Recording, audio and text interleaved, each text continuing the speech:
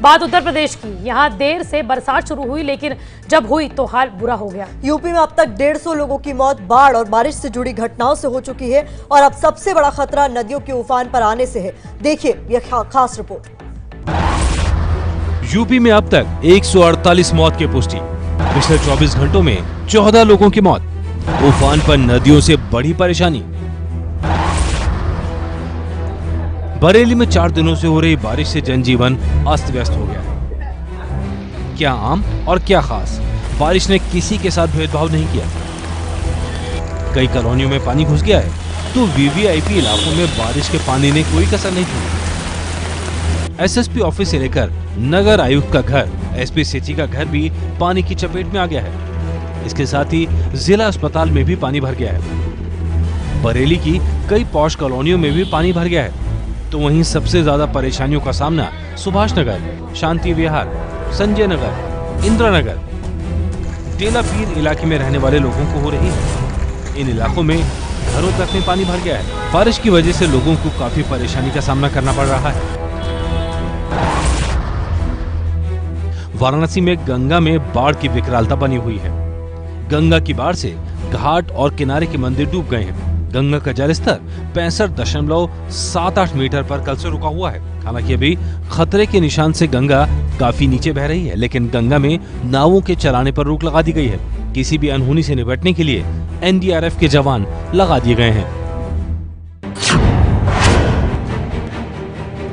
अब कृष्ण की नगरी मथुरा की बात करते हैं। यमुना का जलस्तर बढ़ने से यमुना किनारे के रिहायशी इलाकों में पानी पहुंच गया है। यमुना किनारे से लोगों को हटाया जा रहा है, तो कुछ डर कर खुद इलाका छोड़ रहे हैं। जिला अधिकारी ने बाढ़ प्रभावित इलाके का दौरा किया और लोगों से सुरक्षित स्थान पर जाने की अपील की।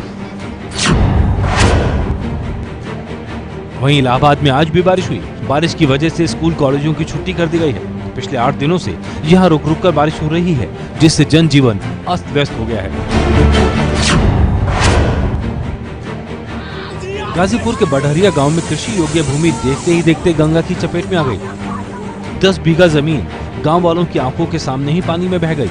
ग्रामीण चाहकर भी कुछ नहीं कर पाए। कटान रोकने के लिए बनाया गया पूरा सामान अपने आप गंगा में विलीन हो गया। गंगा के विकराल रूप से गांव वालों का डर और भी बढ़ गया है।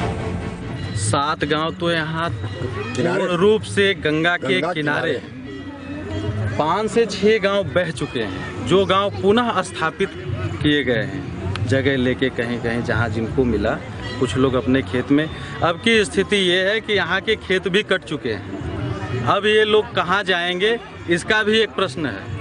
अब की कटान के बाद यहाँ के लोग कहाँ जाके रहेंगे, ये एक सवाल है। जब गांव गिर जाएगा, 4 गांव तो एकदम किनारे किनारे हैं जो कभी भी गिर सकते हैं। सीएम योगी आदित्यनाथ ने यूपी के सभी जिलों में अधिकारियों को अलर्ट कर दिया है और प्रभावित इलाकों का दौरा करने का आदेश दिया है।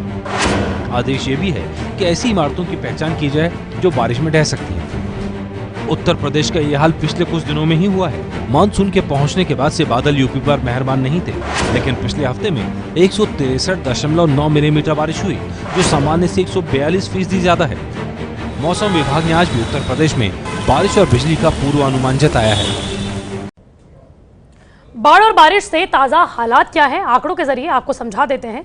देश भर में बाढ़ और बारिश की वजह से हुई घटनाओं में 600 से ज्यादा लोगों की मौत हो चुकी है। जी हां, अकेले यूपी में बारिश से करीब 1 महीने में 148 लोगों की मौत हो गई है। तो वही बात करें लखनऊ, वाराणसी समेत कई शहरों में आज भी बारिश का अनुमान है। यूपी के अलावा राजस्थान के प्रतापगढ़ में बारिश से हालात ठीक नहीं है। और इसके अलावा पहाड़ी क्षेत्रों के बारे में बात करें तो हिमाचल प्रदेश और उत्तराखंड में लैंडस्लाइड की घटनाएं हुई हैं। पहाड़ों पर कई जगह भूस्खलन की घटनाएं हुई हैं।